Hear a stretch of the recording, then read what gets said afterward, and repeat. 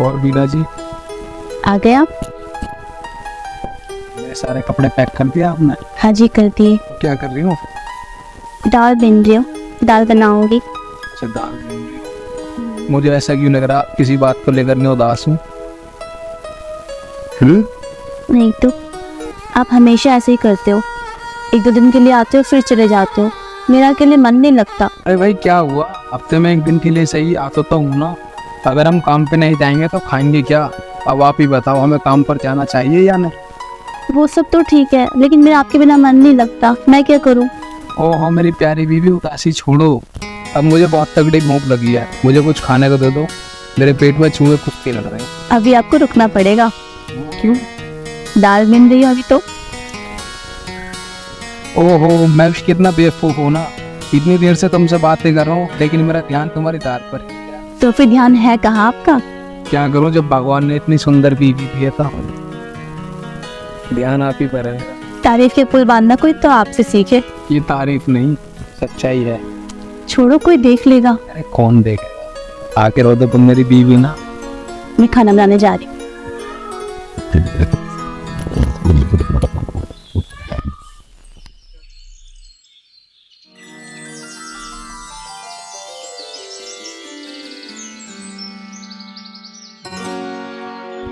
भाभी भाई दिखाई ना दे रहा। वो तो गए ऑफिस। कब चले गए?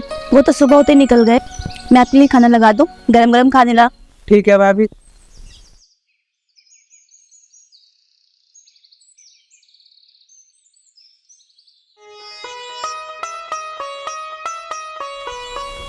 ये लीजिए।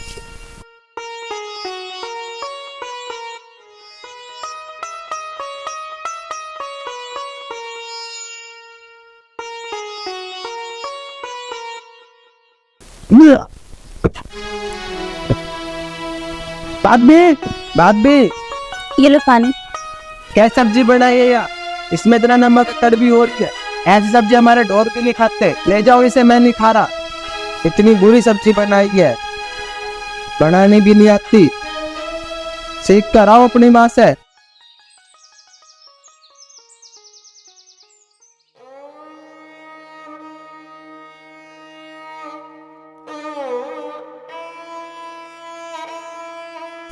क्या बात है रमन, सब ठीक चल रहा है?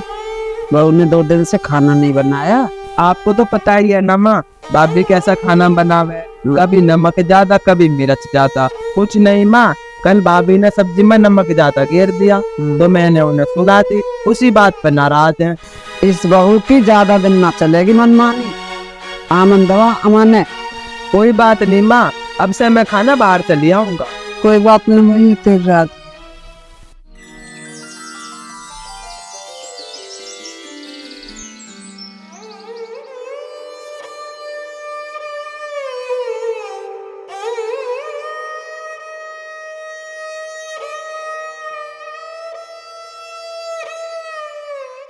राम राम अम्मा। राम राम बेटा। ठीक हो? और छोटे भाई क्या हाल है? तुम लोग इतने उदास क्यों हो? अरे कुछ बताओ भी, क्या हुआ है? कुछ बोलोगे भी? अम्मा, अरे रमन, अरे कोई पैसे वैसों की दिक्कत है तो बता भाई। तुम दोनों के चेहरों को देखकर तो लगता है कुछ ना कुछ जरूर बात हो। तुम मुझसे क्या छुपा रहे हो, बताओ ना क्या बात है? ना भाई, वैसे सब कुछ ठीक ठाक है। बस तेरे से एक बात कहनी थी। हाँ बोल, क्या बात हो?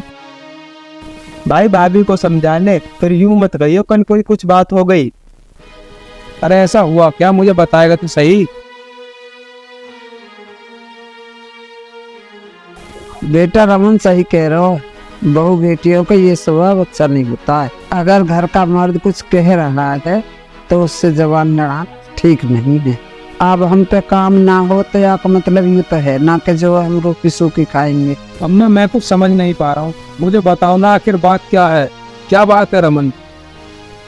देखो बेटा, तुम सफर से हारे थके आए हो, आज जाके आराम कर लो, कल बात करो। रमन आखिर बात क्या हो? अरे कुछ ना, भाभी ने सब्जी में नमक ज्यादा घेर दिया था तो मैंने ये बात बोल दी तो भाभी ने 4 दिन से खाना नहीं बनाया। अच्छा ये बात है। उसे तो मैं भी देखता हूँ।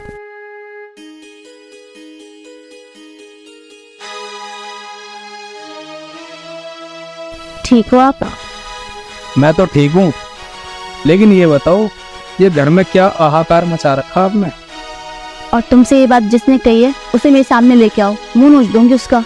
अरे एक बात तो बताओ, आखिर हुआ क्या है? तुम इतना गुस्से में लाल पीली क्यों हो रही हो? अब मैं क्या बताऊं, ये तो मेरी फूटी किस्मत है जो मैं झेल रही हूँ। वो तुम्हारा भाई ना काम का ना काज का, दुश्मन अनाज का, कल मुझसे बिना वक्त के बहस कर रहा था। अच्छा, उसकी इतनी हिम्मत बढ़ गई? वो तुमसे जवान लड़ा रहा था? उसे तो मैं देखता हूँ।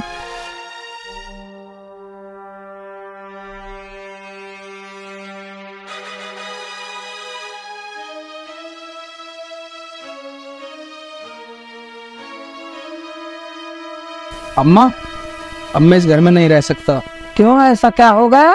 क्योंकि हमारे इस घर में कोई इज्जत तो है नहीं। मैं ठहरा सरकारी नौकर, कभी कभी आता हूँ। इसका मतलब ये नहीं कि आप लोग मेरी बहू को पीछे से कुछ भी कहो। मानता हूँ थोड़ा बहुत गुस्सा कर सकते हो, मुँह से कितना भी कह लो, लेकिन इसका मतलब ये नहीं कि तुम उस पर हाथ उठाओगे। बेटा तू तो पढ़ो लिखो हो, तेरे मुँह से ये बात अच्छी नहीं लगती है। बेटा इन भगवान की बातन पे जाओगे तो घर को नाश ही होता है। इन औरतों पे घर का काम ही शोभा देता है। मैं इतना भी अनसमझ नहीं हूँ कि मैं किसी की बातों में आ जाऊँ। आपको तो पता है ना माँ, इस गांव में मैंने कितने घरों को बिखरने से बचाया है, और आज वो सब लोग खुश हैं। तो फिर जो दूसरों का भला करता है वो अपना बुरा कैसे करेगा? और मेरे पीछे कोई मेरी बाइक को कुछ कहे, मुझसे सहन नहीं होता। सच मानो, रमन को पूरे गांव में कोई कुछ नहीं कहता। सारा गांव जानता वो कितना बदतमीज है, क्योंकि मैं उसका बड़ा भाई हूँ, इसलिए उससे कोई कुछ नहीं कहता। रमन भाई है तुम्हारा, मारो पीटो समझाओ, हक है तुम्हारा पूरा। रमन को अब मैं अपना भाई नहीं मानता। बहू के शिकायत में आए क्यों? नहीं, ये सच्चाई है। क्या? नहीं अम्मा, अब मैं आपकी एक नहीं सुनूंगा, और मैं इस घर में एक पल नहीं रुकूंगा। नहीं बेटा, पढ़े लिखे समझदार हो तुम, ये पागलपन अच्छा नहीं लगता। अरे इन बातों में दिल से न लगाए करते, वो तेरा छोटा भाई है, उसे माफ कर दे बेटा। कोई कुछ भी कहे, मैं रमन को उसके बर्ताव के लिए बिल्कुल माफ नहीं करूंगा। इस घर में या तो मैं रहूंगा या फिर वो रहेगा। सोच लो, समझ लो, फैसला आपका, मुझे तो रहना नहीं है बिल्कुल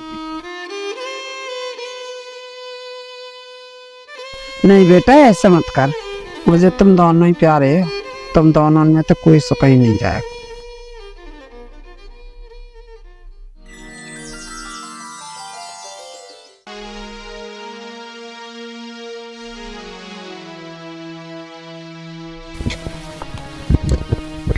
दिमाग खराब करके रखा खास लड़के ने।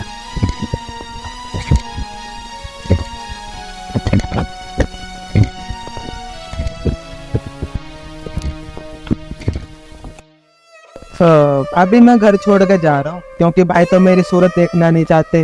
तो मुझसे कोई गलती हो तो मुझे माफ कर दियो। रुको देवल जी, अब घर छोड़ के मत जाओ। सुनो जी, आप रोको ना इन्हें। तो मैं क्या करूं, जाने तो जा रहा है। तो भाभी जी प्रणाम, और भैया को भी मेरी नमस्कार कहना। देवर जी, तुम कहाँ जाओगे, कहाँ रुकोगे? कहीं तो जाऊंगा ही, लेकिन इस घर में नहीं आऊंगा, क्योंकि भैया मुझसे नाराज है। अगर मैं तुम्हें रोकूंगी तब भी नहीं रुकोगे क्या? अब मैं तुम लोगों के बीच रहने के लायक नहीं हूँ। देवर जी, आपको मेरी कसम, जो आपने एक भी कदम आगे बढ़ाया, जब तक भाई मुझे माफ नहीं करेगा मैं तब तक नहीं आऊंगा। देवर जी, भगवान की कसम खा के कहती हूँ, मैंने आपको माफ कर दिया है, और मेरे दिल में आपके लिए कोई मलाल नहीं है।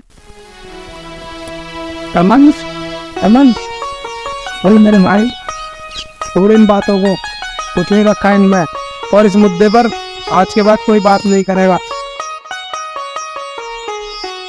भाभी मुझे माफ कर दो। चल मीना, बहू चाहे तो सुरग बना दे, चाहे तो घरे नरक बना दे, हमारी बहू लाख नहीं है। भगवान ऐसी बहू सबको दे।